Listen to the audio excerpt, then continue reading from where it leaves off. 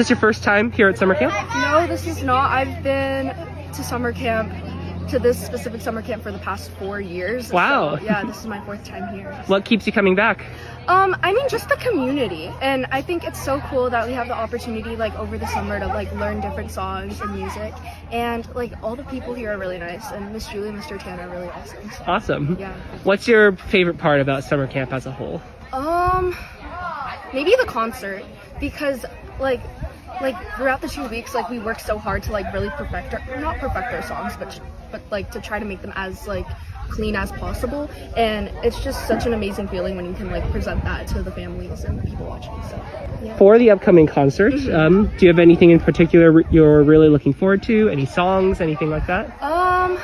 I mean, right now in our musicianship class, we're working on a song with Miss Rhonda that we're writing, and we're also learning how to play xylophones. So we're gonna present that at the concert. So I'm excited to do that.